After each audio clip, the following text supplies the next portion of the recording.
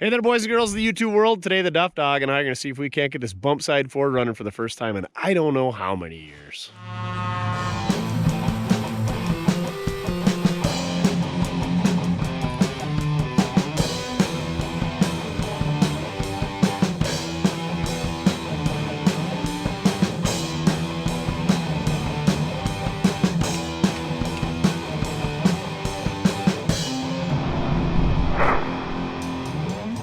So we picked this thing up. A faithful viewer reached out and said, hey, I got this old Ford Outback and some other stuff. Do you want to come down and take a look? Long story short, my old man and I buzzed down there, picked it up, brought it back. It was super cold that day.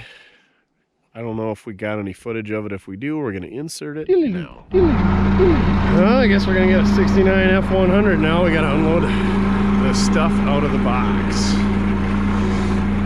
Hopefully there's nothing good.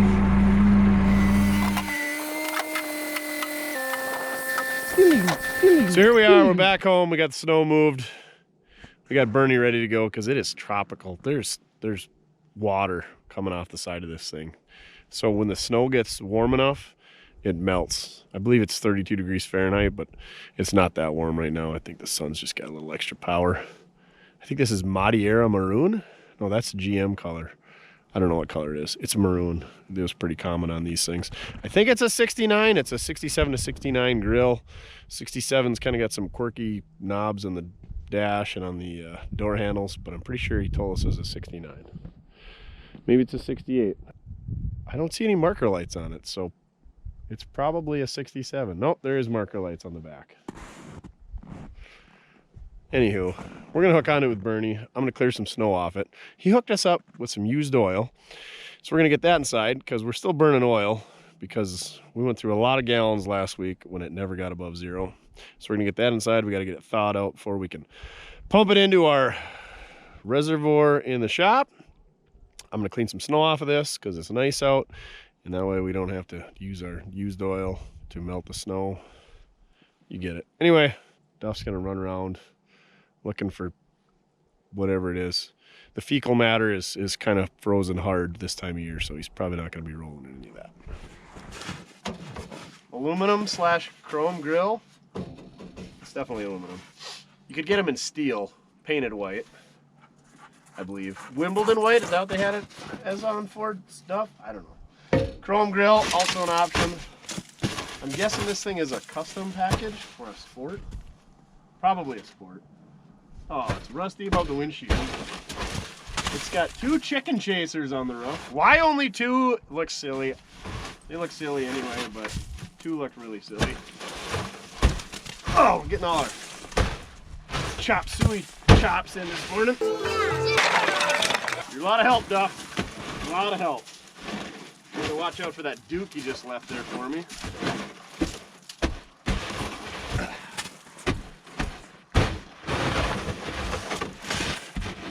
We don't have snakes. We don't have hurricanes.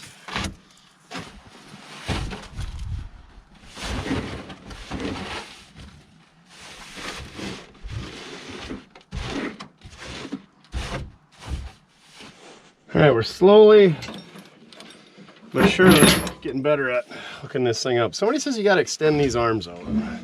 Only one person said it. But we don't know what we're doing, so we'll give her a whirl. How do we do that? I'm guessing we pull on that, but it's frozen, so son of a biscuit. We'll have to loosen that up another time. Guessing you extend those out, and then it's supposed to get further underneath the vehicle. Makes sense.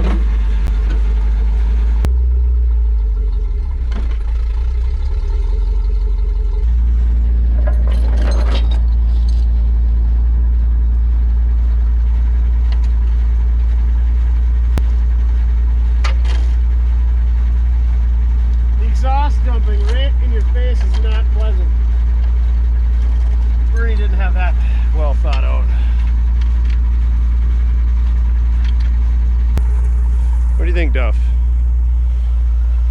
Does it feel to burn a good rig here? Dang right it is.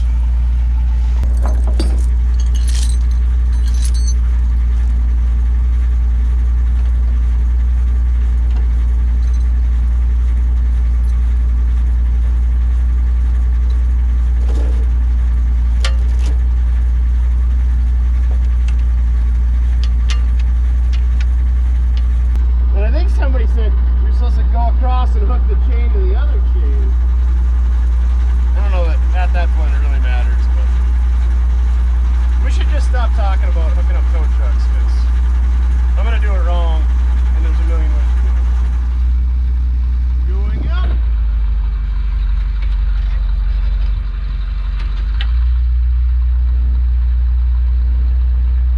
You follow me.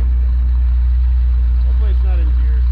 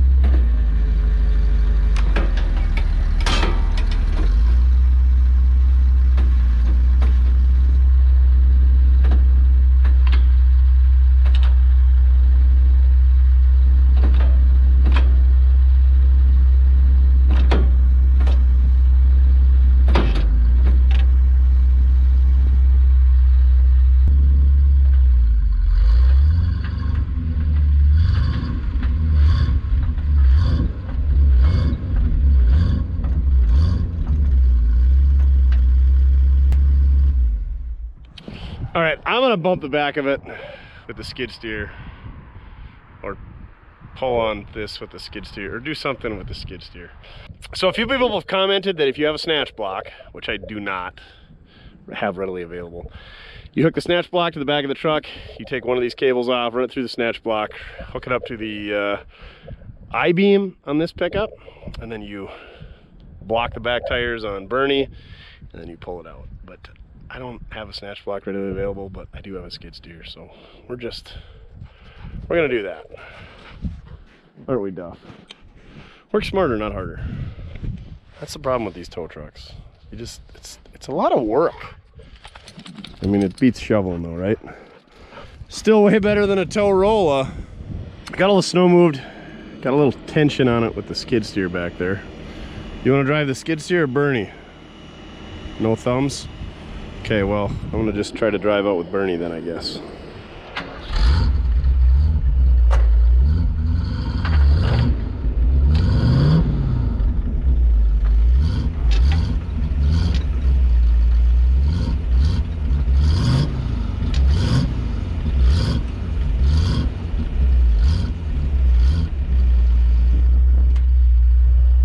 Clearly not working. I'm gonna go push a little harder with the Bobcat. Everybody says, you need U-joints in that thing. I can hear it clinking. It's not the U-joint. Sounds like a U-joint, but I think these poles go in between these wheels, and then you put them under the back wheels, or whichever wheels are on the ground, you take them off the ground with said poles and such. Bernie's U-joints are just fine, moral of the story. I'm guessing that their flat tire is not doing us any favors. What do you think? It's a good thing you're the star of the show because you're not a lot of assistance. Hey, don't go under there.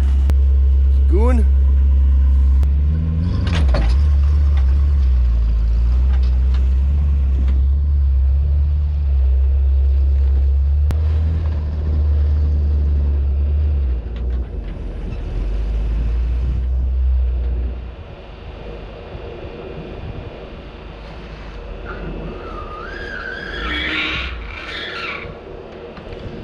Great success! We have made it into the shop. Okay, now I'm gonna move snow so we could put something else back here, or maybe put truck back in spot after it no longer runs no more for us. Okay, very good talk. Carry on. Is that Ukrainian, Russian? I don't know. It's European. That's what I'm identifying as with that terrible impersonation.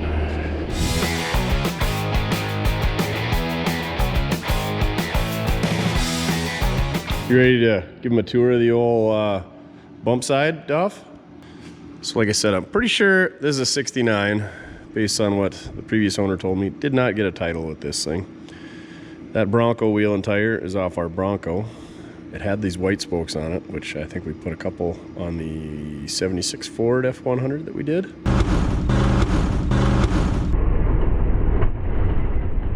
But yeah, let's take a look at this thing. Like I said, I don't see a trim on there, but I'm thinking it's like a custom or sport or something with that chrome bumper and the aluminum grill as opposed to a painted white steel grill. I think that's what that 68 that we had that came from Cohen's Corner, that was a white grill on that one, I'm thinking. I don't know, hard to keep track of all these things. This is a lower, what is it, a custom or a sport? It's got the steel painted grill. Looks like that trim got a little hooey on there. That's not a 67 because 67s do not have these reflectors, I don't believe. 68's when everybody mandated to get those things. Yeah, it's got a nice bumper on it. Pretty dang nice grill too, it looks like. That headlight, she's got a little bit of a black eye and the Sylvania halogen there. This side's way gooder other than the trim rings kind of busted up. This is separate from the grill, this headlight's around. It's a separate piece. That's dinged up a bit. Again, this is aluminum. I think it's steel on the non-painted ones. It is not chrome. What? You want me to open the door, don't you? Again, there's another Bronco wheel off Duff's Bronco. Pretty good amount of rust in the dog legs. A little bit of rust up here. I just noticed this when I was looking at it after she got in the shop. She's real rusty in the roof. The mice like to get in here, make their homes or their bathrooms. And yeah, that's no bueno. I know a lot of guys do fix the rust above the windshield, but to me that's like, that's a game over for me. That is not somewhere I want to be fixing rust. Even on the inside of the cab, it's not, you don't see it so much, or other people don't see it, but every time you drive it, you see it. So if you want to do a good job, and if you're doing it up here, I know you can reskin, you can fix anything, but for me, that's a no-fly zone right there. This is your no-go zone. We do not hang around and date and marry women who are not, at least in our mind, a 5. Well, look at this. Would you just look at it? To drill it. What, you just look at it? Yeah, it's set. It's the only mark. I mean, just look at it. Dual mirrors. Got the cute little aftermarket sport mirror and then this aftermarket tiny little tow mirror. Looks like they lost the pivot ball, so they just put a nut in between there. Clearly that bracket is not for that mirror. Little plastic wing nut action going on. Let me guess, they're both, oh yeah, both good. It's got the 2 chicken chasers. I don't know if these are factory Ford. I don't believe it. Well, they didn't come factory on this pickup. I thought maybe they could buy some over-the-counter Ford ones and put them on there, but I don't think you could get cab lights on a half-ton, but who knows. They did it, right, Duff? She's a heavy hauler, gross weight of 70,000, so oh yeah, doing all the things. I don't know why people must have been mandated by states and the government or something back then, because you see that on a lot of trucks and you don't really see it anymore. Door's a little chewy. Cab corner is G-O-N gone. Hepatitis, see you later. We're missing some trim on the door and on the box. Most of the trucks, 67 to 72 Ford made, had the filler neck behind the cab, but my 71 does not have that. It's got it over here somewhere in the side, which was an option. I think 73 is when they went to it in the box, unless you got like a 74 tow truck cab and chassis, and that's behind the cab on that thing. Worthless information for you. And then I think the higher trim packages, I know the higher trim packages had the stainless strip in here. This one does not. That's like your Ranger XLTs, like our 71, right, Duff? Right. Again, there's another white spoke that was on there. We got these 2 rear tires pumped up. They were flat when we drug her in. A little hooey in that box side down there. You know, the box isn't all that bad on the outside. That tailgate, completely gone from me loading these oil containers. She tacoed in the middle a bit. Look at that, she's even rusty up in there. Oh, it is a bad tailgate. Somebody made their own custom rear bumper. It started out with some taillights in there, but those have since been deleted. They're Bluetooth taillights. Look at that. It's got the spare tire hanging under there yet, Duff. What a deal. What a deal. Busted taillight. I'm pretty sure these rubber floor mats, people put these in after the fact. I thought when I was walking around in this thing, loading those oil totes, that I about fell through. Who knows? As you can see, we unloaded a few, but the snow is not subsiding real quickly for us, so. Tailgate doesn't latch on this side. I always thought these tailgate latches or handles were the neatest, how they swing sideways instead of lifting up. That's pretty cool. Cool. We got ourselves a little honeycomb going on there. Some free honey. You like honey, Duff? You ever chase bees? All the silly things you chase, I don't think you've ever chased a bee. You're smarter than that. Continuing on, got a little whiskey dent over here in the corner. A couple other little whammies there. Another one down here. Oh, it's got the factory toolbox. Oh, never mind. This box isn't that great. So it's a two-piece box. This is part of the box side, and this is part of the box side. And apparently something got in between there and rotted her out a bit. Be locked, so I don't have to worry about a critter jumping out. Jeff, what's going to be in there? Is it going to be a coon skull? Oh, sorry. Didn't mean to hit you in the face. Nothing. Looks like Fords are galvanized steel. The Chevrolets of that vintage, they were fiberglass actually, so I don't know why they didn't make the rest of the pickup out of that so it wouldn't rot out. That's pretty neat though. That's pretty neat. Oh, I don't like how they got 3 separate hinges and they're just hanging out in the open, you know, they should have hidden those. Cab corner door, wasted. Dogleg's got a little rust. We do have all the trim on this side though. Even though, like we showed earlier, that trim up there is dinged up. This fender's dinged up there and dinged up there. It looks like somebody maybe did some body work at one point. They did have the dual mirror option on this side. What was this? I don't know what. I think what it was there was a mirror that clamped from here down to here, and they took that off and put these guys on there. That's what I'm guessing. The AM radio ain't gonna come in very good without any antennae. Again, this rust comes all the way around. All right, you ready to get some action? Cab action? I didn't mean to tease you, but I don't think that's gonna go. What do we got back here? 49 something. Is that a gun in the middle of that thing? Operators of something 49. Buy Union, buy American. So apparently they were a union member and or supporter. Looks like that 49 sticker's on the other side too, an American flag. So previous owner was patriotic. So the guy that we got it from, he bought this property, and the gal that he bought the property from like 30-ish, 40 years ago, she'd left this thing there. So that's kind of how he got it. He didn't know the history of it. He said it was running and driving when she parked it, of course. No license plates on it, so we don't know when it was parked, but best we can say is 30 years, because he's owned the property for more than that. Oh, it didn't. There's another Union, couple of them, decals back there. We missed those. Yeah, 1993, there you go. 30 years since that sticker was put on there anyway. So, is this door open? I feel like this one's got to open, because we must have steered it onto the trailer. Ooh, we'll fall through the floor, Duff. Stripper model, got the steel door panels. I think you could get plastic door panels on the higher end options. It's got a headliner. I feel like you could get them without a headliner. Seats actually quite respectable. Do these tip ahead when there's a fuel tank back there? Little mousy house going on back there. We got ourselves a receipt. Is there a date? Well, there would have been before everything disappeared on it. Keys are in it. These are nice because you can reach through the window and start it when you're by yourself. Oh, how did that pen ride there the entire way? Be something good. Oh, compliments of IU OE Local 49 hoisting and rigging operators. So I'm guessing somebody was in the hoisting and rigging operations at some point with this thing. That's kind of a nice pen. Think it still works, Duff? It's got an R. What brand is that? It's not a Bic. Flick your Bic. I'll just break the ice with a flick of my Bic. She's a 3-pedaler, so yep, 3 on the tree. There's the air cleaner, so I'm guessing that must have been taken off.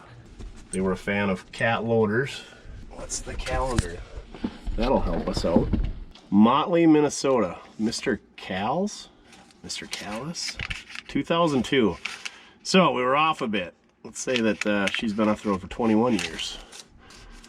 Oh, you could see the mouse nest just peeking out of here. Duff, you want to push that open with your nose? That'd be great. But they did leave us a new MicroGuard air filter. And in case things got a little rowdy in downtown Minneapolis, there was that guy. 3,092 miles, so let's just say 103, maybe 203. I've never seen, these things got cargo lamp lights. I don't know if that was an option. It was on the 67 to 72s. Well, there's a warning decal though. I don't think my 71's got that. Turn cargo lamp off when vehicle is moving. Huh, you don't say. Oh, bag of M&Ms, be peanut. Those are my favorite. Sure enough, peanut M&Ms. What a deal. They're long gone, sorry, Duff. Oh, there's the Ford Lightning bolt on the floor mat. It's pretty neat. How neat is that? They don't have the lightning bolt on the steering wheel though. Just the blue oval. Continuing on from my rant about Ford gauges, see like temp, like GM would have, you know, 160, 240. They just have C and H. Oil pressure, you know, you put 0, 15, 30, 45, 60. Nope, L and H. So as long as it's between the two, you're good to go. Even on the fuel, they don't put half, 3/4. They just put E and F, which I guess is, if you can't do fractions, you probably shouldn't be driving. Alternator, D and C, so I don't think these have a voltmeter. They have an amp meter, so this thing's just waiting to burn down. I think they got a brake light that goes in there, so when you leave the brake on or your brakes are bad, isn't that what that bulb's for? I'm pretty sure. Okay, you're gonna open the hood, you're gonna hang out in here with the old AM radio. No AC. Oh yeah, the mouse house is even leaking out of the headliner. What do you got over here, a mirror? Oh, looks like it was a mirror. We gotta get in this glove box, it's always the best part. Well, not always, but oh.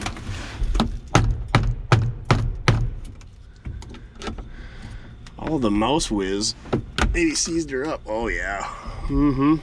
Get in there real nice and deep like. Take a whiff of that, Duff. That's it, boy. Get in there nice and deep like. That's the good stuff. Probably gonna need gloves for that one. Oh, let's dig through the scuds here. Oh yeah. Oh, there's the original Protecto plate from when she was bought new. I don't know that Ford calls them Protecto plates. Duff, quit Hoover sneefing all of the mouse piss. The radio installation drawings. A dual fuse puller. Never seen one of them before. Honda virus. Surely a used set of points. Surely you can't be serious. I am serious. And don't call me Shirley. Son of a biscuit, they're new. What a deal. Our lucky day, Duff. Some reflective tape and a whole lot of poop. License plate? What is this? Oh, that's the mirror insert. It was the one that showed when your air filter and your mileage and your oil filter and alignment and all that stuff were done. It's the first mouse skull we've found in a while. Look at that little guy. Don't you want to give him a kiss? Looks like all their warranty information. Oh, look at that. It's got, look at that lineup. There's what that pickup looked like new. But it's an F250 four-wheel drive. Oh, I'd kill for that pickup. Highboy, Ranchero, the Bronco. Oh, that's freaking awesome. It's too bad it's destroyed. Yep, there's the color of this pickup. Well, I didn't know the Rangers even said Ranger right in the grill. Oh, there's our owner's manual. What is a 68? You can tell by the way that it is. You can tell that it's an aspen tree because of the way it is. Oh, some King Alberts. Some velvets. How do you open these things? Open other side. Push up. Ugh! Oops. Looks like they got some wet naps, and some matches. Super America. Great gas and good goods. Okay, that's gross. We're done in here. Yeah. Floors are gone. Another vehicle with rubber floor mat on rubber floor mat on top of OEM rubber floor mat. Like, I don't even think that the front of the cab is hardly tied to the back of the cab, but by that little strip of metal right there. She's squishy, squishy. But I bet these doors still shut better than any 67 to 72 Chevy ever did. Yep. Ready to open that hood, pal? Took last week off. Got it. What do we got? 6 in a row, ready to tow. 6 in a row, ready to tow, 8 to V, you probably sit down to pay. I'm guessing a 240, maybe a 300. Looks like she's been overhauled. I mean, that paint looks way too fresh to be, you know, have 100,000+ miles on it. What's our little label on here say? Doesn't say anything, just says RPM setting. And she's a C8 AE part number, so 68 part number. Well, we're just gonna say it's a 240. It's got a Prop 65 battery. When did Prop 65 come out? If you don't know what Prop 65 is, it's basically saying that everything causes cancer in California. We interrupt your regularly scheduled subpar content to bring you this week's Mortske Minute. This week's brought to you by Acme Corporation. Reach out to them for all your anvil, dynamite, x-ray machine, and other needs. This week we're going to talk about Prop 65. I'm sure you've bought a product lately, either in a store local to you or got it shipped to you via a company like Amazon or through eBay or many other stores with a little decal like this, or like this, or like this, or like this, that says, warning, this product contains chemicals that are known to cause reproductive harm, birth defects, and or cancer. And you wonder where that all came about.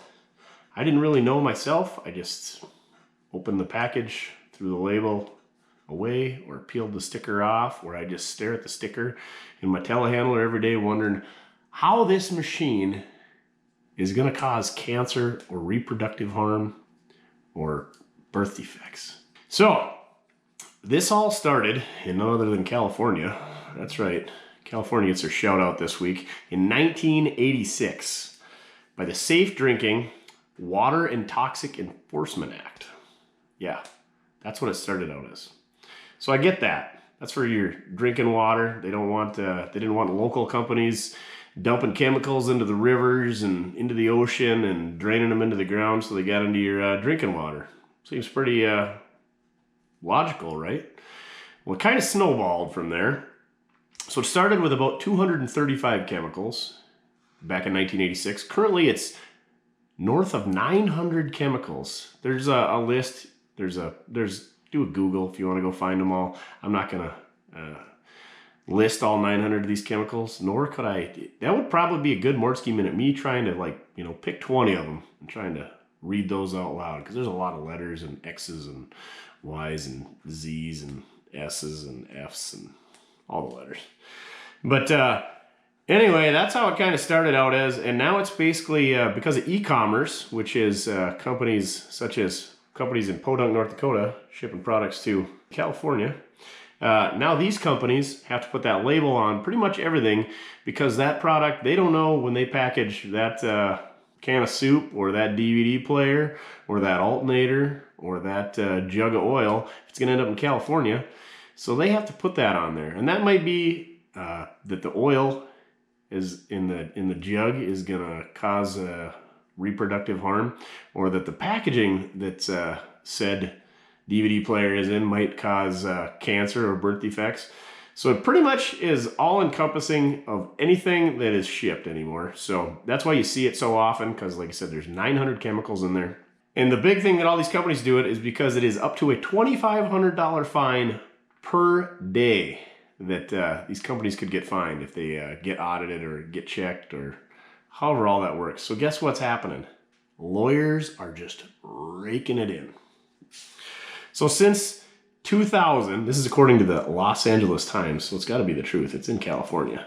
Since the year 2000, 23 years ago, there's been nearly $300 million paid out to settle these claims in court and against companies, and that's just not the daily. This is bigger than the daily fines. But anyway, 3/4 of that have been going to attorney fees. So you know who's making a killing on this? The compact equipment company that I worked for at the time. My experience with this is we were making skid steer attachments at the time, and we had to recall a ton of skid steer attachments because they didn't have this decal on it. How is a grapple fork or a set of pallet forks or a brush cat or any other piece of equipment going to cause you reproductive harm, to get cancer, yada, yada, yada? I suppose it was the hydraulic oil in them or the paint that we use on them. But anyway, it's costing companies millions and millions of dollars to settle these cases, to change the products that they make there. That's the good thing that come about this. A lot of companies have changed the chemicals or the products or the processes for the way that they make a lot of this stuff. So that's kind of a good thing. But the bad thing is you and I read these labels day in and day out. We see it so often that we throw it out the window. So Harvard Kennedy School, I don't know if they're related to Harvard, but they did a study, and studies show that an overabundance of warnings on small harms, people are conditioned and tend to ignore them. Kind of like myself until I read this stuff. Am I going to stop buying alternators or using ratcheting wrenches that come with this label on the package? Probably not. And this can be dangerous because when real dangers arrive and no one is heeding the warnings anymore, bad things happen. So kind of like the boy who cried wolf, for example. You know, you keep crying wolf, people come running. You do that too many times, nobody's going to come running anymore.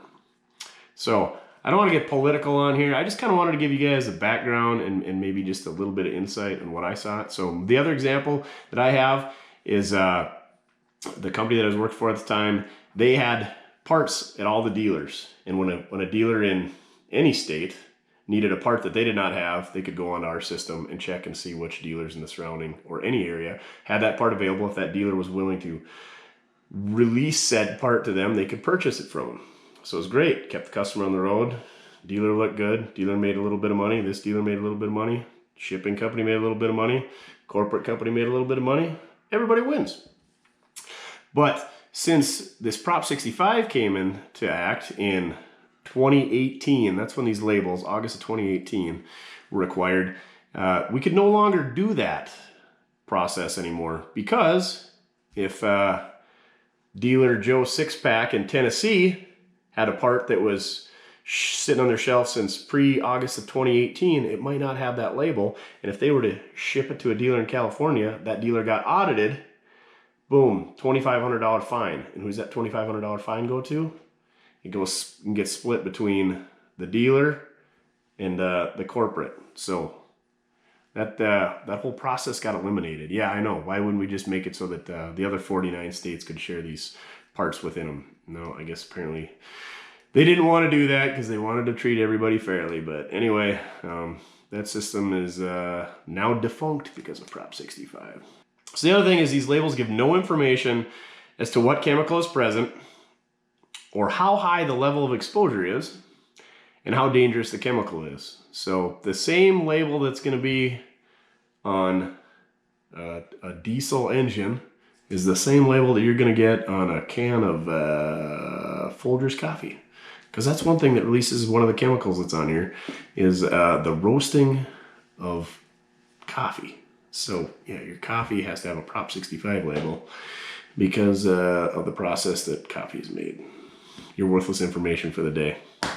So in summary, by the Harvard Kennedy School, it is not accurate or useful to consumers because furniture, tools, parts, shoes, cars, electronics, everything else has got to have this stuff. So nobody's heeding the warnings anymore.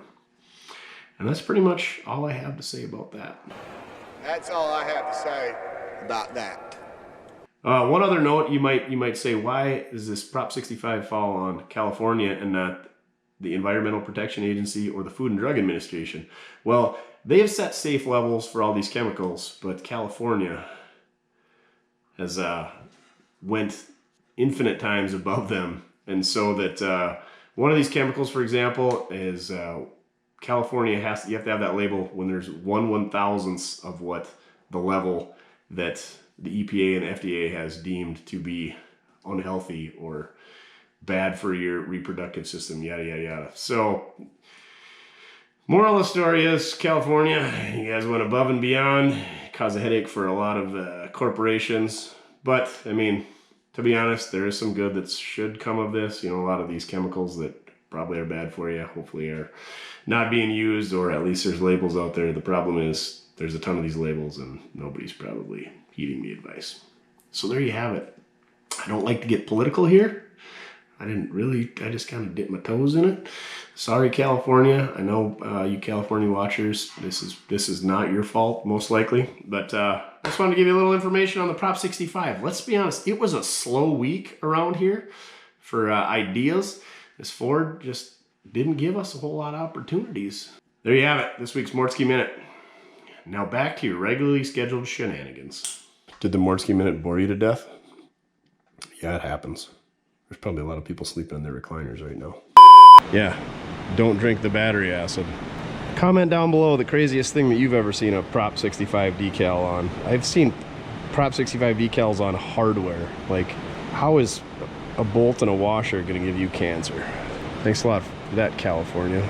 So somebody's been messing with this thing since before 2000 or after 2003. That air cleaner inside is not for, well, it might be for this thing, but it's a spare because the air cleaner's on it. Coolant, she looks pretty empty. I'll just forget about that. No power brakes, no power steering. This thing is pretty bare bones. Even the 4-speed would have been an upgrade over the 3-speed. So here's a big problem with these pickups is issues with the steering and the shifters on the column, whether they're a 3-speed or they're an automatic. The cab mounts are shot in these pickups a lot of the time, which I guarantee they are in this pickup. Let's take a look. Oh my gosh. That is the worst. I don't even know what's holding that up. Is that park brake cable structural, Duff? So those front cab mounts go bad. The cab drops down, and then you get this binding action between the steering column and the steering sector and the shifter, and then these things don't want to shift. So maybe that's why they parked this thing, who knows. Super rusty on the inner fenders, pretty common. The later pickups, aka the dent sides, they figured that out and they made them out of galvanized. Ford was big on the galvanized sheet metal in the 70s and the 80s. Dipstick Jimmy, there it is. Oh, look at that. Not that. Why is there a sock tied around the fuel line? What was that, for wiping the dipstick on when they were checking it? Look at that braided chrome amazingness fuel hose. Oh yeah, real fast. Fram PH8A tough guard.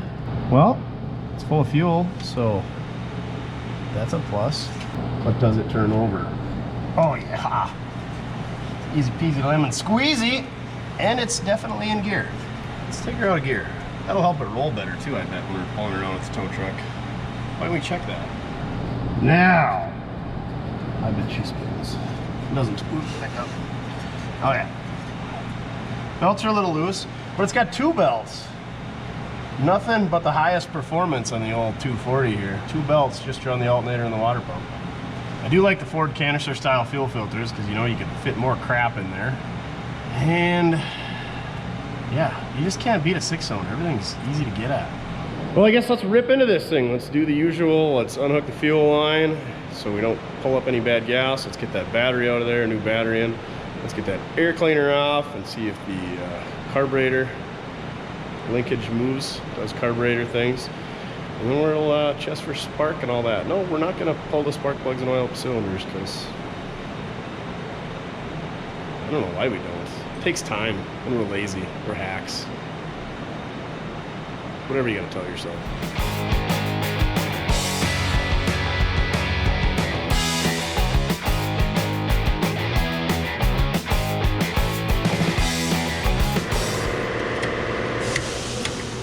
Well, carburetor's free, that's good.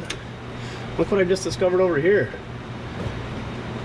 This owner hated flexi hoses so much that they even kept the spare molded hoses on hand. What a deal. Looks like she had the inline water heater because it's a hybrid. Well, since that carburetor's free, it looks really clean inside the valve cover. Like, yeah, this engine doesn't have a pile of miles on a rebuild. Let's get this Champion battery out of here. Slide something else in. One thing nice, Ford let you put these giant batteries in there. I don't know what, they're not a Group 65. They're huge. Huge, I say. Huge! Oh, look at those fancy adapters. This guy probably stole this battery from a rigging job. Oh my gosh. So that is a top post battery cable end that they cut one side off and then just jammed this post right through the through hole for the cross bolt. That's freaking ingenious, I tell you what. Hopefully that's, well, that wouldn't be a battery tank strap because the batteries, or a gas tank strap because that's behind the seat, but I don't know how that got here. Is that what they were jump starting it with? Going from vehicle to vehicle?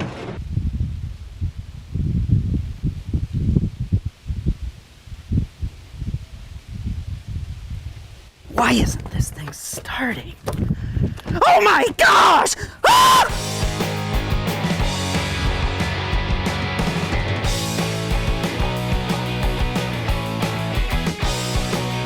So I cleaned this Champion longer life power system battery off trying to find a date code on it, and I can't find anything. Of course, they never stamped it out, which pretty much every battery supplier I know never does. Usually it's stamped in the side of when this thing was built, but she is a group size 31, in case you were wondering what that is, and 925 cold cranking amps. She is a monster. But yeah, I don't know what year it's from. So we're just gonna say 20 years ago was the last time this thing was running on the road anyway. Also, it looks like said battery is leaking, so we're gonna go ahead and get that out of here before we do any damage to our health or the shop or this pickup. Looks like Knick Knack Paddywhack is our battery sponsor this week. We might need a battery cable sponsor too. Yeah, we're just gonna, I don't know what we do. Should probably put a new end on that. Should probably just put a whole new cable. We'll put an end on it because we're on a budget. I don't know why, but old Watch West Work, he hates these replacement battery cable ends more than I hate flexi hoses, if that's even possible. Tech tip of the day, you take that little clamping strap off and you flip her upside down so you get all the clamping action. It really bites in. Makes them way better. All right, he says something about it lets corrosion up the battery cable or something. Ah, we don't have that problem here in Podunk, North Dakota. Must be an Illinois thing. Good as new. No smoke. All right, let's go hit the key. All right, Duff, what do you think the odds are that this thing cranks over with the key? He doesn't have much enthusiasm, folks. I hate to say it, but those Ford solenoids really kick my butt. I don't know why something so simple kicks my butt, but Duff's usually right. We'll see what happens. You guys just keep an eye on that there fan blader and we'll give her a taparoo.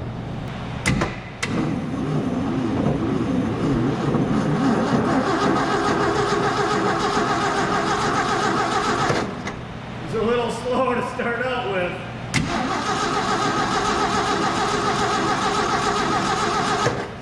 Woohoo! Now we're gonna have to go through a starter. You were wrong, pal. Everything's just fine. Now I guess we check for some sparkage. And then fuel last? Seemed like a good plan to you? Or you just want to go for an RIDE, don't you? Oh yeah. Well, I guess before we even do that, we should just turn it over and see if we got some sparkage, huh? I mean, the points might be just fine the way they are. Judging by the amount of corrosion on the aluminum on the distributor, I would guess they're not. Look at that, Duff. We even got a park light. Did you bump the blinker switch while we were in there? Yeah, it was probably me. Got our loser switch hooked up. Let's test for spark off the fuel line, because what better position? Try to keep our loser switch wire out of the fan.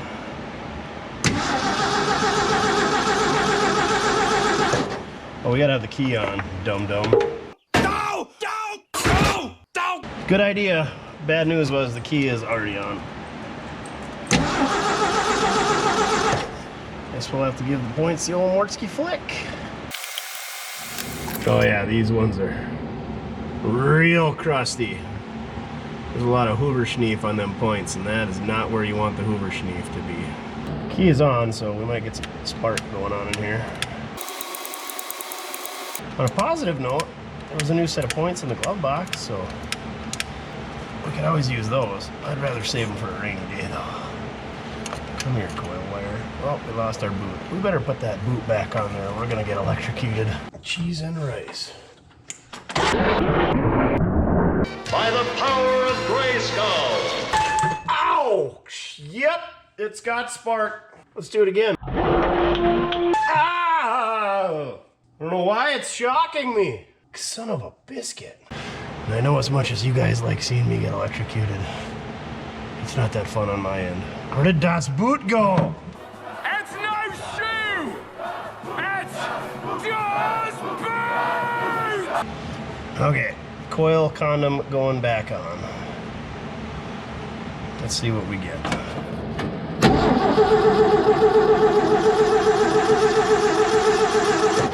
We might have to clean those points. Look at how corroded that rotor is. Maybe we got a bad coil, because, you know, coils are always bad. Not. Look at how oily this is, and it's not from the valve cover gasket leaking. I think there's oil inside. Maybe somebody left the key on for way too long, and the guts of this thing escaped. I don't know. Usually when they escape, they go kaplooey. Don't ask me how I know. What do you say, Duff? Should we show them how to test a coil? You guys want to see how to test a coil? Testicoils. That's a fun word if you put it all together. Play with your testicoils. Okay, enough of that. No more testicoil talk. The old jumper wire here is looking pretty sad. Starting to get a lot of tape on there, Duff. So I'm gonna take, there's two wires on here. One's coming from the ignition switch and one goes to the coil. The one coming from the ignition switch, believe it or not, is power. And the one going to the distributor should be ground. We're gonna leave the power side hooked up and assume that's got power. You know what assuming does though? It makes an arse out of you and me. Okay, so we're gonna hook this jumper wire up. We're gonna pull our coil wire back off of here. We're gonna hook it into there. And now, oh, that's the wrong end. Not that it really matters. I'm gonna graze the other side of this jumper wire on something that's grounded, and we should have spark if the coil's working and we have power to it. Oh, look at there it went. It's pretty weak.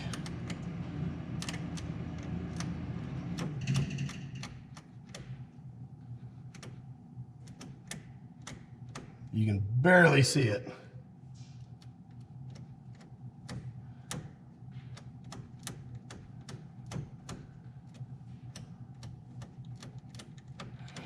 Well, folks, we might actually have a bad coil. So, let's go grab another coil and see what we can figure out. So we got our new used mystery Motorcraft ignition coil. What's the part number on it? D4? What's that, 74?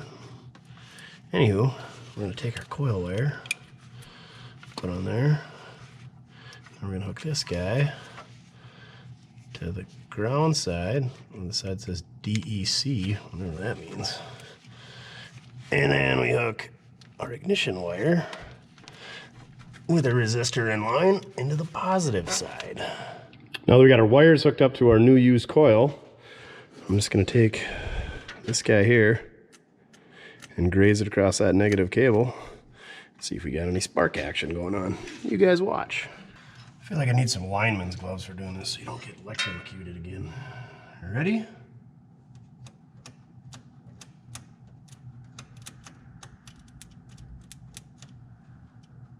You can hear it. Need a better ground or what the fringe? Where is a better ground? Literally anything is a better ground than that. Well, let's bypass the factory ignition wire and hook our own jumper wire up and then test it.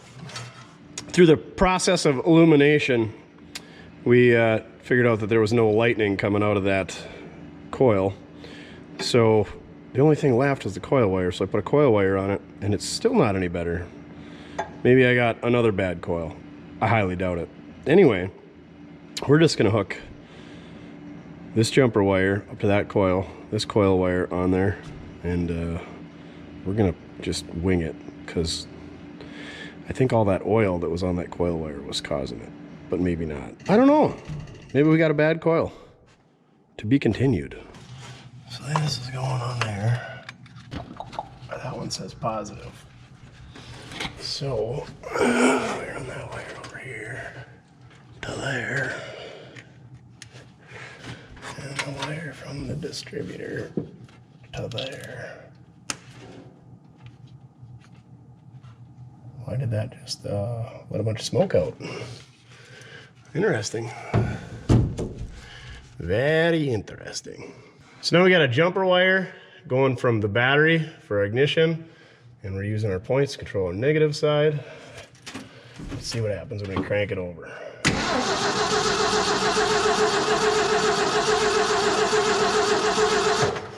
Nothing. Let's clean those points a bit. Let's unhook our power wire when we do it. Just walk by the back of this thing. Speaking of the process of illumination, that chicken chaser's working. And believe it or not, both taillights are working. Would you look at that, Duff? Just look at it. Jersey. Oh, would you look at that? So they must have had, I don't know if those down there were backup lights or they had 4 taillights. These rigging and crane union members, they go all out, especially on mirrors. Ooh, and look at this. I just tripped over the air cleaner. 240 cubic inches. Yeah, that's right. The big ol' I6. 150 horsepower. God dang! This thing's a certified ripper, as that Cletus McFarland would say. Okay, let's clean up some points.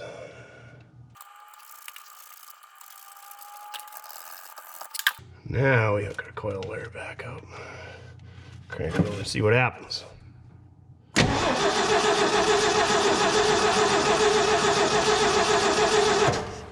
Still nothing. Not the French toast. Oh yeah. We're getting all kinds of spark there.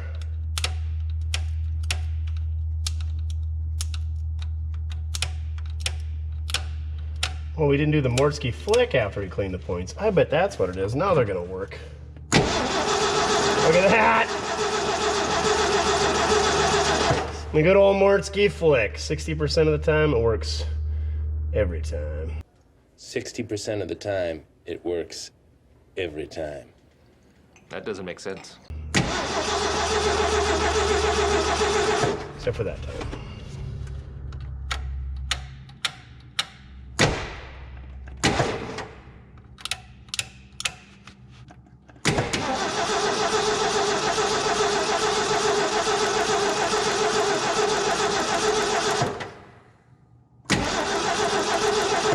Okay, I don't have a ton of faith in those points, but as you can see, it's definitely not the coil. So, that being said, let's hook our ignition wire up. And through a process of illumination, you can see if it's our ignition that's causing it. I don't think it is, though. I think it was just those points.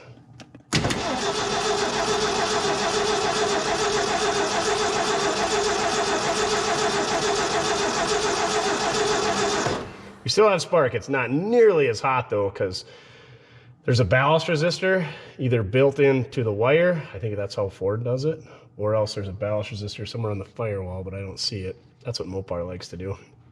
And we only get like 9 volts to that. You should have 12 volts when you're cranking, but since we're using the loser switch, we probably don't have that. And now we don't have spark again. Yeah, I think these points, they're just too far gone. Not very often we put a set of points in, but we might have to this week. But we're gonna try it without.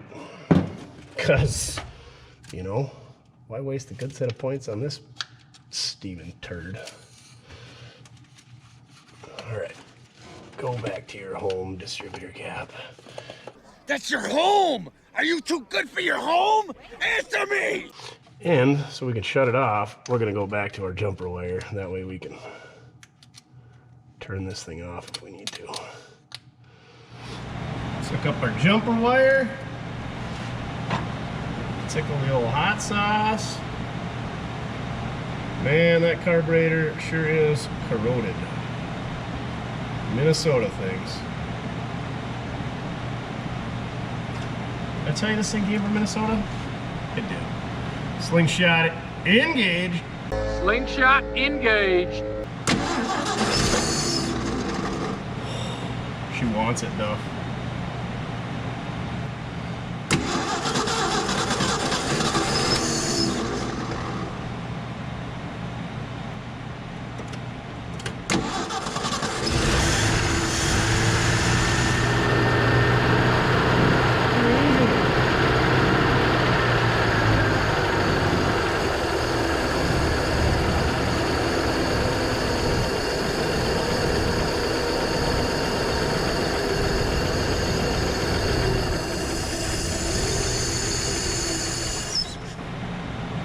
Man, that thing runs smooth. No Veltrain clatter or nothing. I'm pretty sure that this 240 was recently gone through before this thing was parked. So that is exciting. Other than it's a 240. What do we got? Oh, maybe I can talk the folks that bought the 68 into taking this one with them. Because then they'd have the 240 all ready to go in there. Because that pickup's a lot better structurally than this thing. This thing is shot. That is a good drivetrain right there. I don't know what I need a 240 for. Maybe take the 200 out of the Bronco and put this in there? There's an idea. Just what I need another project. Alright, let's see what we can figure out on the old fuel system. Oh yeah, Duff, she really kicked on the boosters. Threw all the fecal matter all the way over to the scat blaster. I like when they bake the acorns right out of there. Okay, back at it. All right, we got the schlong out here, and we're gonna cram it down the fuel filler neck hole. We're not gonna need the blue pill because it's pretty much straight shot, so you can push rope downhill. Your tech tip of the day. Ooh, so much corrosion on this thing. Here we go. Going in. Corrosion. More corrosion. What the heck's going on now? Just, how come it stops right? That's the. We gotta clean the screen off. Well, either way, it's looking pretty rusty at this point. So I think it's calling for a boat tank. Oh yeah. There is the pickup tube or the sender right there. You can see how furry that guy is. Can we get the bottom? Oh yeah. It's like we're diving after the Titanic. Barnacles and everything. Whoa, what's going on? Uh-oh. Some type of extraterrestrial animal has grabbed hold of our schlong. You don't want the extraterrestrials grabbing hold of the schlong on you. Come on. Oh yeah. Yep, that's rust. That's the bottom of the tank. Sludge. Okay, we're definitely not putting gas in this thing. Oh. Oh, that's why it turned to that color. See how she's wet from there on up? It's got 20-year-old fuel in it. I don't know if we want to suck that out. I think we just ruined the schlong. Can we wipe that off? You don't want to Oh, it's fine. You don't want to... Ooh, it smells horrendous. You don't want to dip your schlong in crappy old petroleum-based products. Your other tech tip of the day. No need to thank me. Also, don't pee on electric fences. Or do, but make sure somebody's recording you in the act, because the rest of us want to see your reaction. Speaking of reactions, I'm sure you're going to have no surprise that we're going to hook up a boat tank, because I don't want to deal with that fuel. B, I don't want to deal with dumping 6 gallons of gas into this thing that I probably won't burn that much gas with. And C, I don't want to deal with plugged up fuel filters from all the crap that's in that tank. Even though I just told you that these filters will take a lot of crap. These are not snowflake filters. They take a lot of crap. You don't like my jokes either? You're hiding? Fine! Go get the boat tank then. We'll go for a ride? Oh yeah. Now you're back in action once I talk about that 4-letter word. Come check this out, Duff.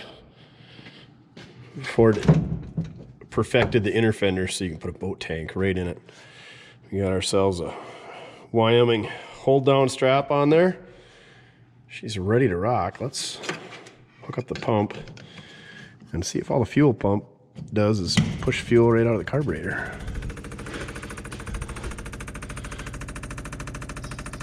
Oh, never mind. It's pushing it right out the fuel pump. Yeah, that's not good for business. The clampets have struck oil.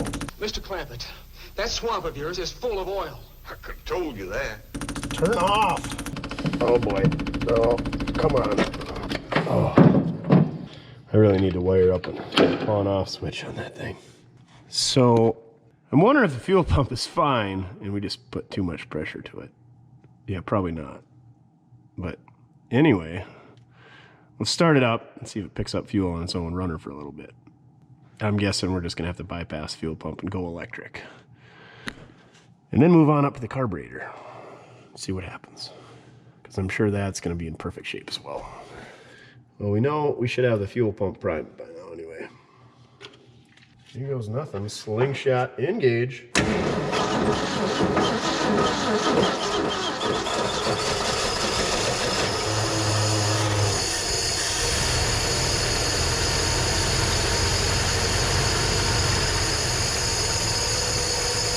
Will it idle?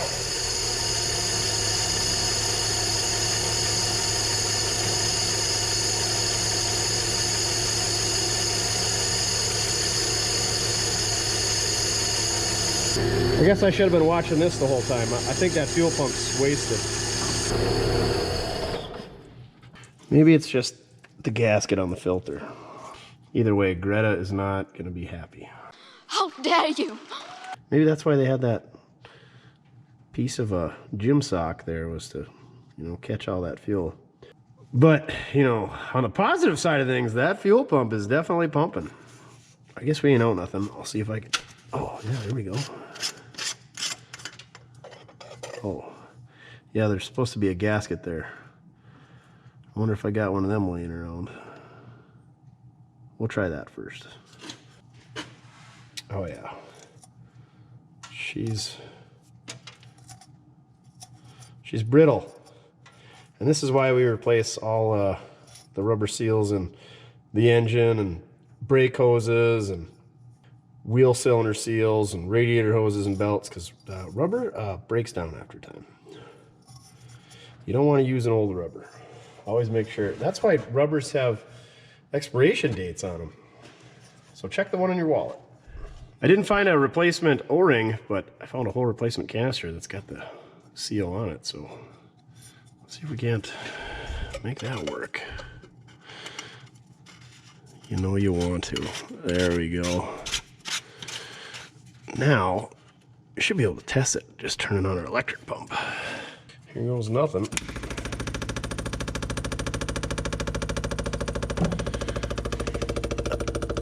I think we got it. It was just that dried up seal. Easy peasy lemon squeezy. And I don't see any fuel coming out of the carburetor, so that's a good sign. Should probably top off our tank. Our pump sounds like it's getting a little angry. And look at this, every time I hook the magnet on the hood, you can hear just all the rust in the hood. Oh, Oh! Apparently it's up here too.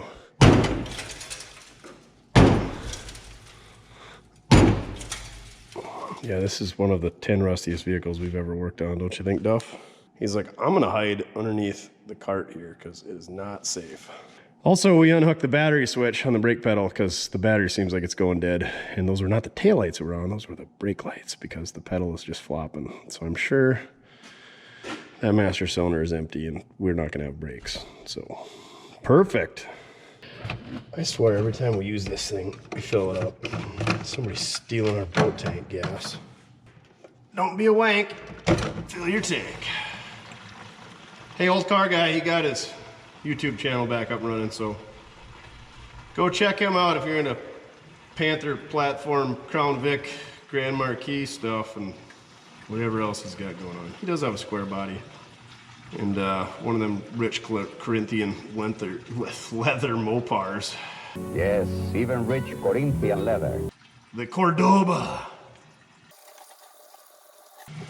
We don't need that much fuel. This thing's got the fuel sipper 240 in it. Right, Duff?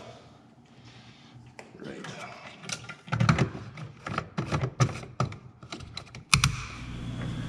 Okay, let's give this a whirl. Another whirl?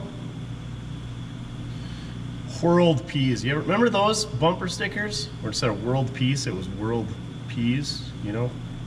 Like the vegetable. And world of, I don't know. It was a good bumper sticker. Somebody's probably got a car or had a car that had one that's watching. Slingshot engaged! Slingshot engaged.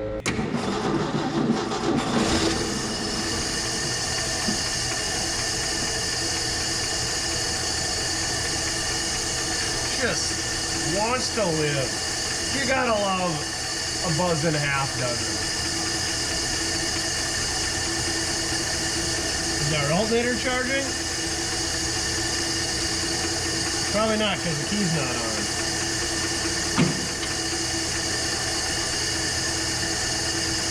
How about now with the key on? Oh yeah!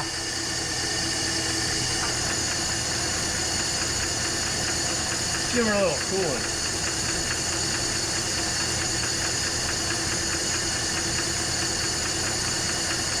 Or all of the coolant. Never mind the color that this coolant is changing. The price was right. Listen to this thing purr, Duff. Seriously, the air voluminously flowing through that one barrel carburetor is the most noise this thing's making. It's even got a Midas muffler on there underneath. Tailpipe's a little crooked. Let's fix that. Not too hot. Oh, one tailpipe harmed in the making this video. Should we see if the clutch works and the transmission and the shifter? That stupid dome light, chicken light doesn't go off and the lights aren't on. Well, here goes nothing. I'm betting the clutch is, oh, the clutch doesn't even feel like clutch. It's just gonna grind when I...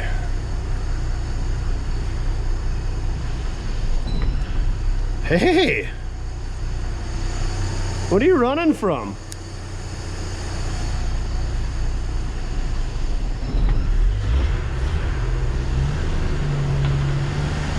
Oh. Oh, throttle sticks.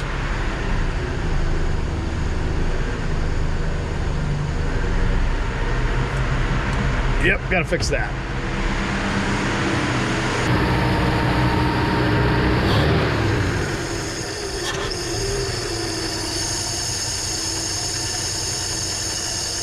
I swear, instead of paying one engineer, Ford's like, we need to deploy 6 engineers to make our throttle linkages work. Like, why do they have this pivot shaft or whatever going back to the firewall? It doesn't even do anything. When this one comes from the foot bead. And the V8s are the same way. And they had it this way in 63 and they had it that way in 73. I don't know.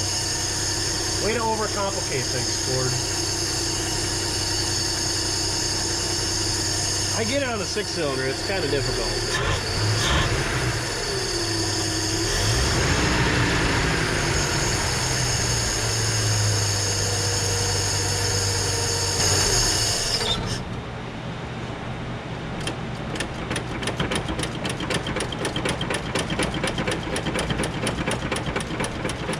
It's got the spring on it, so that's not the issue. I think she's just dummy. Now she's flooded for sure.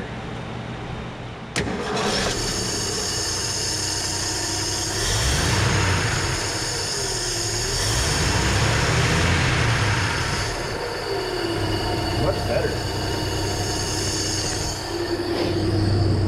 Let's carry on with our clutch slash shifter slash drivetrain durability test. Oh, now you're not scared of it? Forward.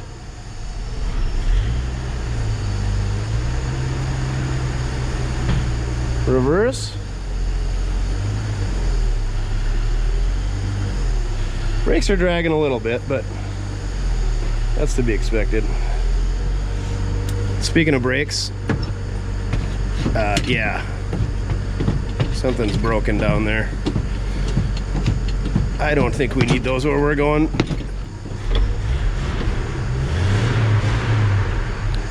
I cannot believe how well this thing runs. Temp is coming right off of C. Oil is basically directly in line between the I and the L, you know, right up. It's good. If it were a GM, I'd say it's 45 PSI, but it's not. We should be charging because I stuck our pliers to the back of the alternator and it's magnetized, so it should be charging, but apparently our ammeter isn't functioning. Oh, cigarette. Oh, it doesn't even have the cigarette lighter. Those cheapskates. It's got the cigarette lighter delete. Nothing in the ashtray. Radio. Nothing. And we're not trying that because there's mice in there and there's mice in there. So I bet there's mice behind that fan and we're not trying that. Not happening. Okay. Let's go hook our wiring back up. Oh yeah, you can hear how it's charging. Listen. Lugs are down. Speeds are up. That alternator's putting just enough load on her. So we gotta hook our ignition back up and we'll see if we'll start with the key. We'll hook our bypass, then hook our loser switch, hook our starter back up, find our ignition wire, hook that back up. That is one thing that's nice about these Fords is they got push-on connectors. Instead of having a nut that you gotta thread on, you just slide the connector on and off. So if you really want to make somebody's day at a car show or at the local watering hole, you just go underneath the hood and just unplug that for them, so it cranks and cranks and cranks, and they blame it on having a bad coil or something. Better yet, pull the one on the bottom side so they can't see it, so they really gotta diagnose it. I am a terrible person, I know. Hopefully nobody ever does this stuff to me. Good news is I could probably figure it out. What do you think, Duff? We're gonna start with the key. Check her out. Load up. We're not going for our RID yet, but let's see if that ignition switch works.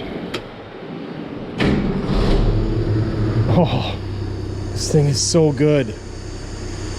Just tap it and she lights off. I don't know if it's the battery that's kind of low or if it's that starter, but she's a little growly when she engages right away. I mean, we're due to take a starter apart, aren't we? It's been at least 3 weeks. Maybe a month? How long has it been, Duff? Not long enough. Hey, this thing just works way too good. I don't know what to do. Let's check the brakes, I guess. I think you just take the master cylinder cover off. It's going to be empty and it's going to look horrendous. I'm just going to put it back together and pretend like it never happened.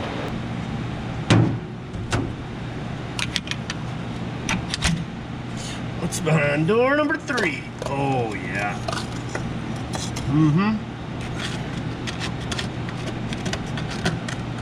Just as I suspected. whole lot of rust.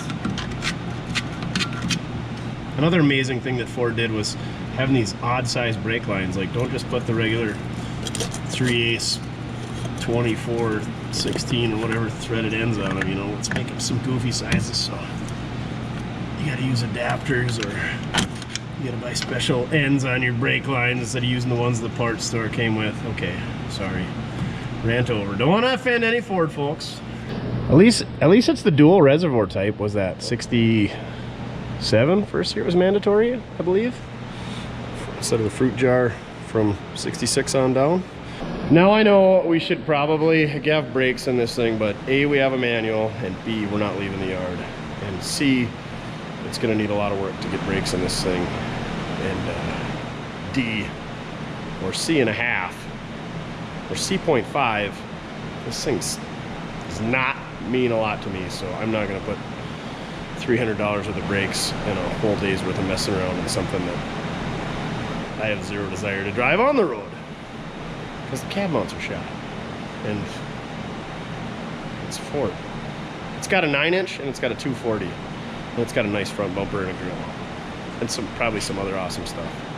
That being said, I think we could pretty much go for a ride, but I feel like all these 15-gallon and 55-gallon totes of oil are gonna, you know, limit our donut whipping capabilities, so we should probably get those out of there. I got those ones out yesterday, but these ones are too froze in, and I don't want to get real rambunctious with them, because these white jugs, yeah, that's what she said, no comment, get a little brittle from being in the sun, and that's the last thing I want to do is spill 15 plus gallons of oil all over my floor and down the floor drain, you know, because we need that for heat, right, Duff? Because we like it warm in the shop.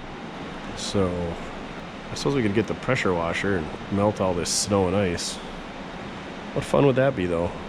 We'll just try to manhandle them, I guess.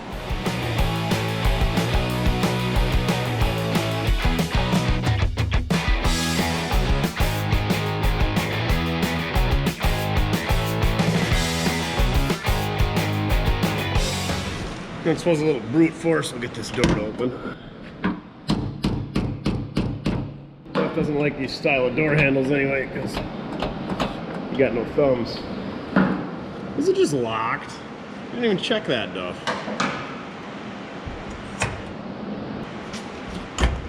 Lug nut, fixed it. It's the lug nut. Fixed it. Just in case you were wondering if this side wasn't as rusty. It is, isn't it, Duff? What's that air cleaner fit? Probably this thing. Does this air cleaner say 240 on it as well?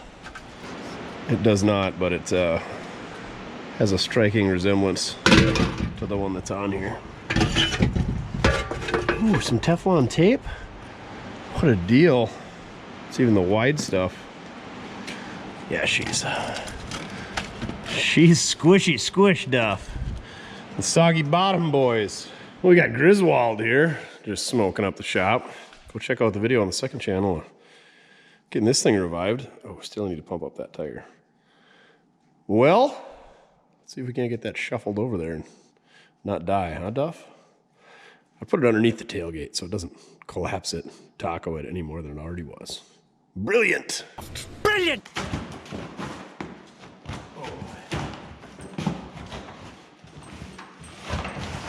This thing weighs 400 pounds. This fluid that wants to fight you.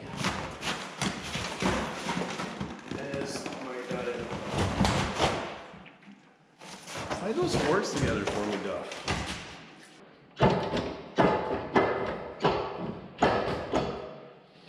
Much better.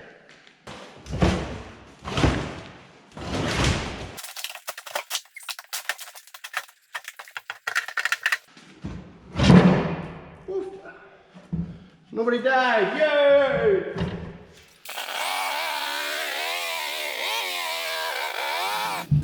Well, I got all the heavy stuff out.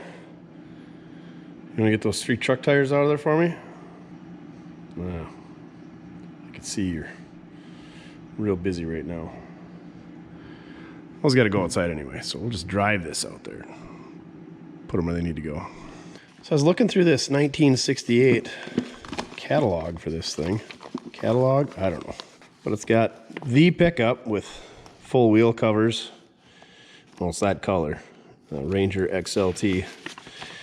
And there's a crew cab. Oh, I'd love to find a crew cab. Bump side Ford. Twin I-beam suspension up front. Flex-o-matic rear suspension. I suppose that's what they call their shackle setup in the back of this thing. Power front disc brakes are available on F250s and 350s. What else? Oh yeah, there's the custom cab. See, it's got that trim around the door panel. This is a standard cab. There's no trim. Bucket seats. Transistorized push-button radio. Select air conditioning. Select shift cruise-o-matic.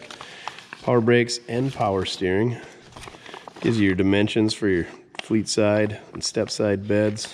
Box trucks. The one-hand hood latch. We don't need that because we got Duff. Double wall hood sections to provide increased hood strength and rigidity. Annoying hood flutter is practically eliminated.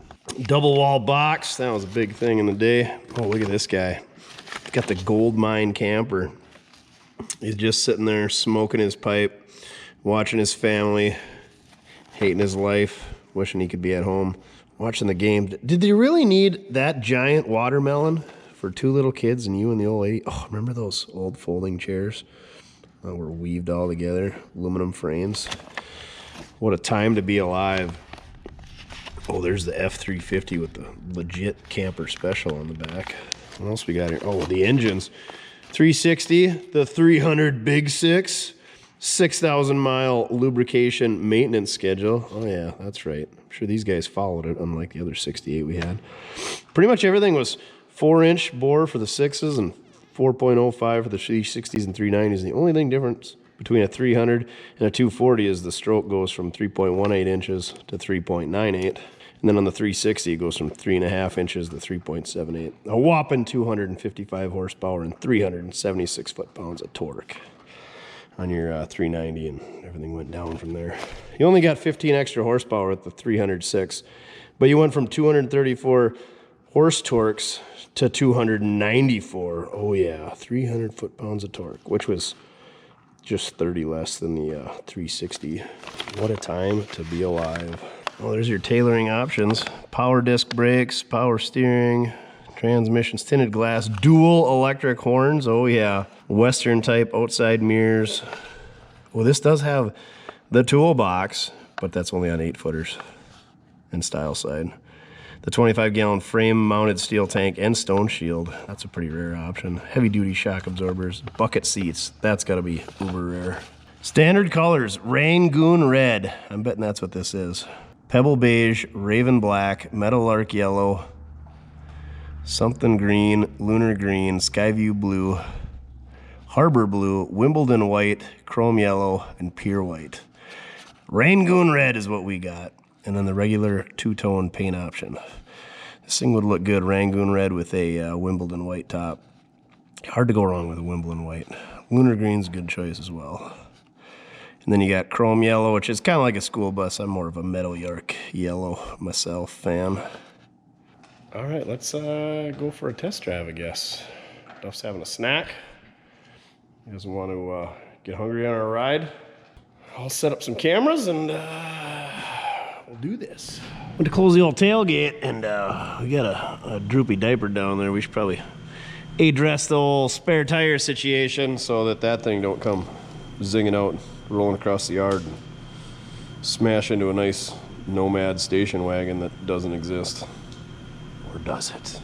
Anyway, let's get that spare tire out of there. It's probably holding air. Look at how fast your tail's going. Who's got a fast tail? Fastest tail in the west. Dang right. East River though. Okay. Spare tire time. There it is, the Comfort Ride spring shackle. Oh, it's missing the rubber bumper. That probably came out with the 12,000 pounds of oil we were hauling in this thing home. As you can see, I did not ruin a good tailpipe.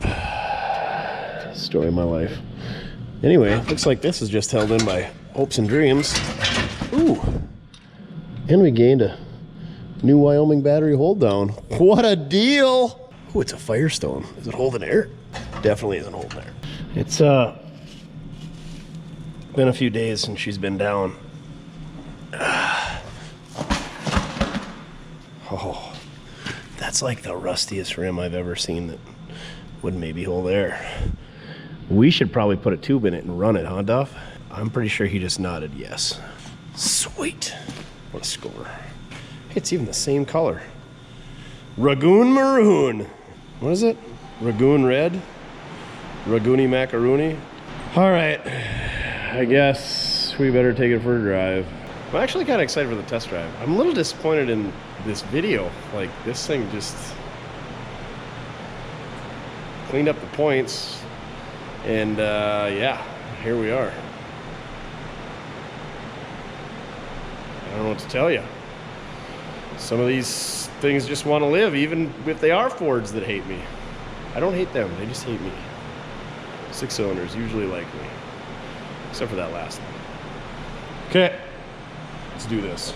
What the hey, this thing is gonna do all of the snow nuts, so let's put the air cleaner back on. And let's just admire what that battery acid has done. See all that white chalky stuff? That's all battery acid residue.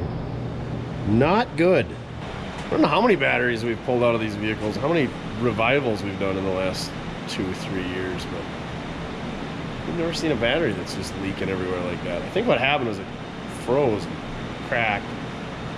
I mean, duh. You knew that. Okay, air cleaner time. Oh yeah, that one on the floor in there had a couple more vacuum lines than this thing. Must be a little bit newer. Oh, the old Fram. He's doing all right. He's got a date on this thing?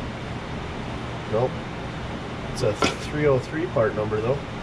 I'm more of a fan of the stud versus the bolt holding air cleaners down. It's easier to find the hole, if you know what I mean.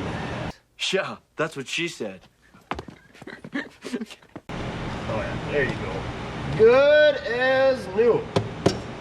Oh Christ, we got to line that up. Definitely want a heat riser, rising heats. There. We know you open a lot of them, but have you ever closed the hood? Not a chance. Let's make sure it latches so it doesn't come over the windshield like it did that one time in that Dodge.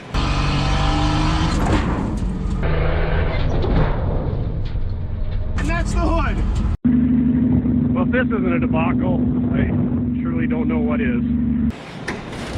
Uh-oh. That's not good for business. Probably gonna need both hands. What the hell, we'll even put a little squirrel piss on it before we close it.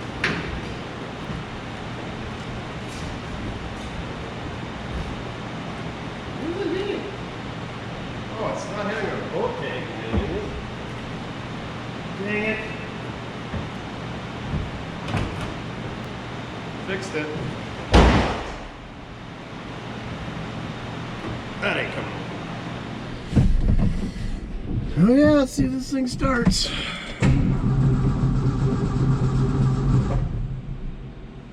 Did you forget to hook a wire up?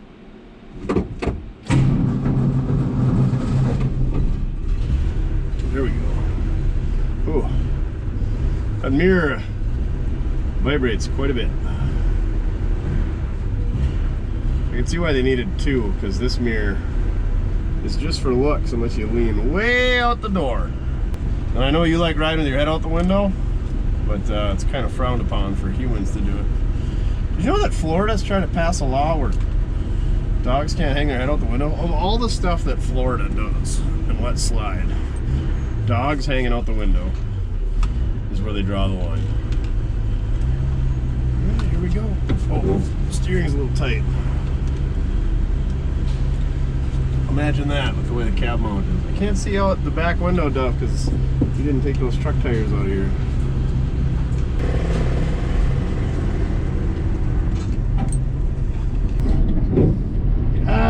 Mojo just notified me that we're supposed to get 9 inches of snow tonight. So, oh yeah, you can hear that steering binding. I think the whole cab is held up by the steering sector and steering column.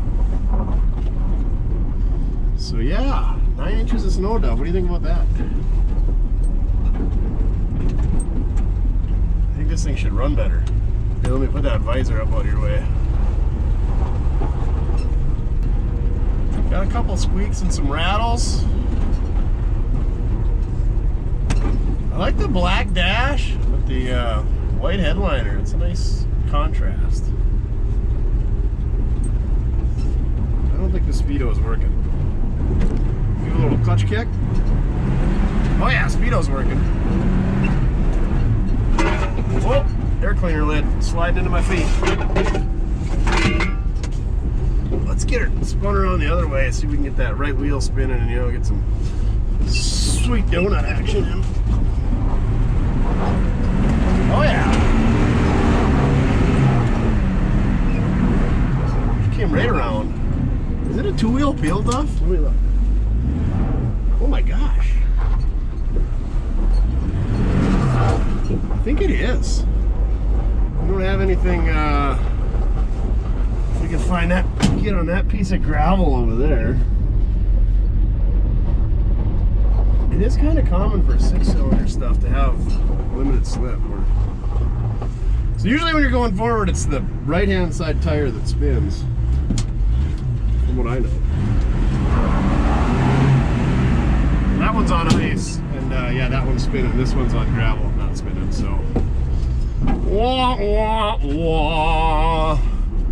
No posi traction in this thing. Or limited slip? What does Ford call it? I don't know. Everybody's got a different name. This thing doesn't whip as good a donuts as I was hoping for. Ready? Here we go.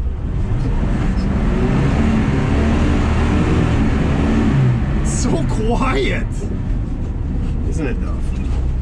You wanna go this way?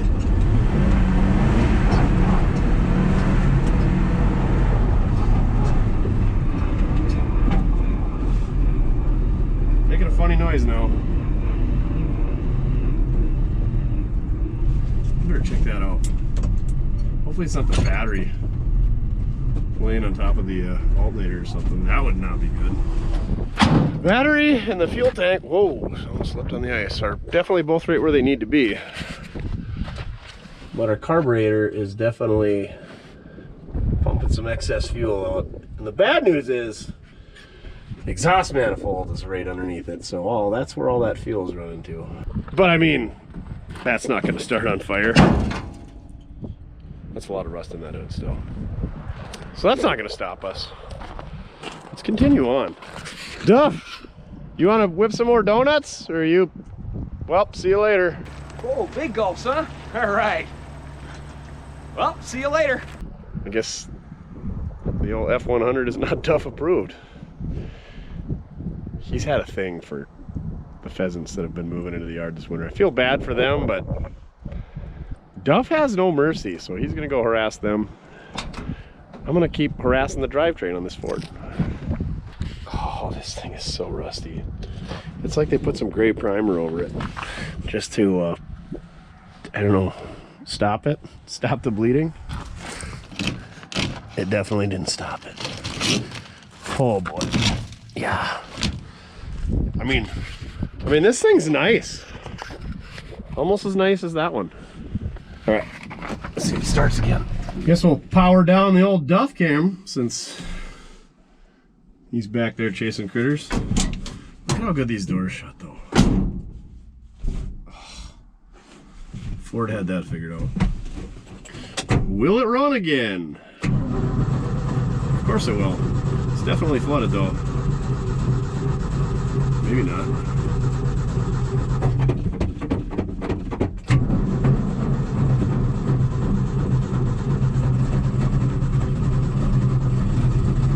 Definitely flooded.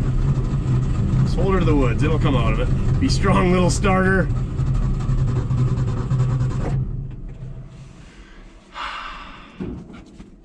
Hey, Duff. It won't start.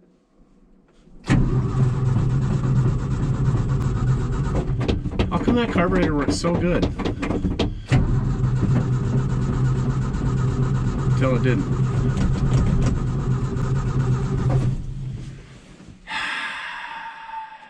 Come on, Rangoon Maroon, let's do this.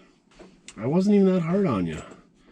Oh, I just noticed that at 70 miles an hour, the numbers stay the same, but there's a little orange or yellow strip underneath it. You know, that's when you're reaching the danger zone in the old bump side. Okay. I think we're gonna have to come back later. I think she's flooded out. What do I know? Well, it probably won't run because we got this silly air cleaner on. It's getting fuel because I can see it just gushing out.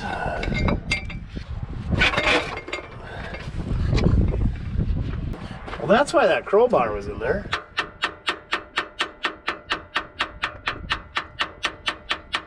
For sticky floats.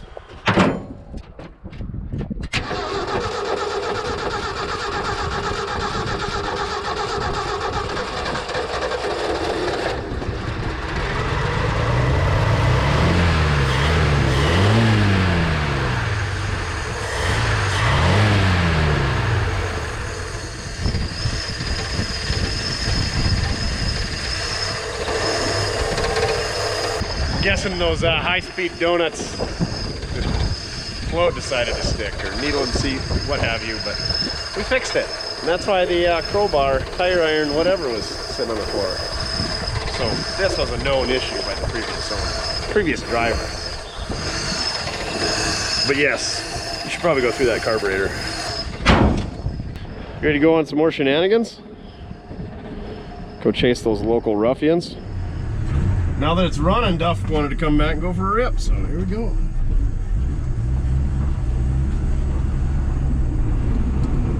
Oh yeah, you hit the brakes, nothing happens. Yeah, absolutely nothing. Seat is kind of comfortable. Could be a little bit further back though.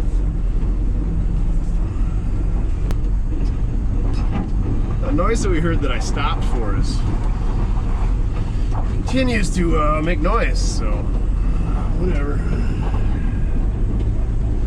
Think we can get a little drifting action in? Not as good as the motorhome, I bet. Oh yeah! A lot of strange rattling noises going on. Alright, here's the drift. Don't go all the way around, just slide her up. Nope, definitely pushing straight.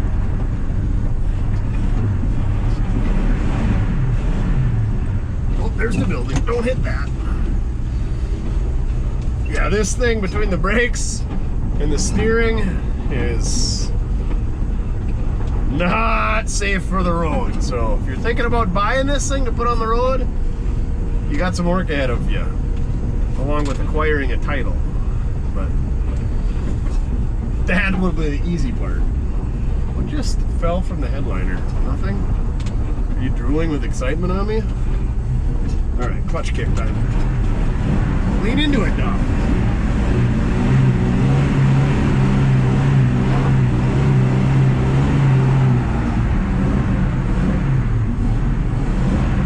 And we're stuck. Clearly these tires are better than the ones that I put on these rims that I put on that 76, which conveniently is sitting right behind us.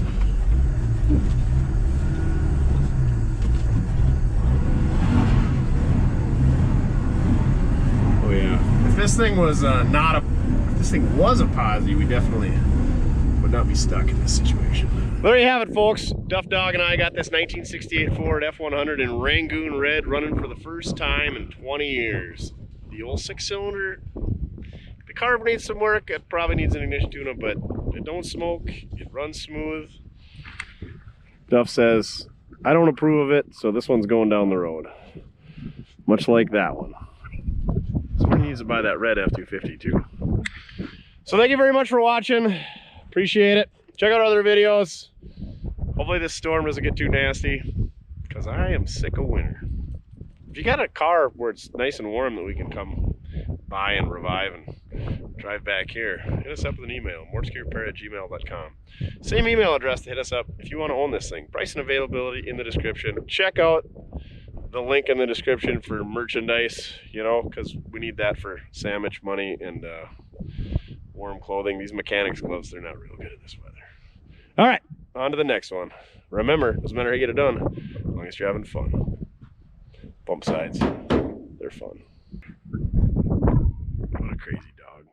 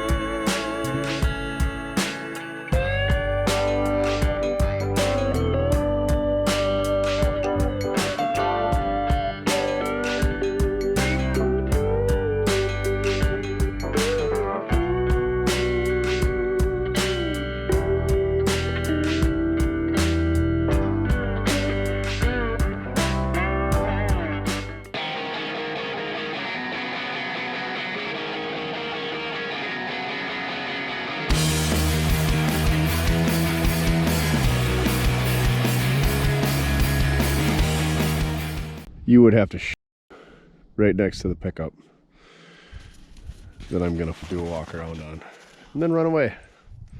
Eat some snow. Proud of yourself. Bump side? Yeah. Dent side. Bump side. Dent. Bump.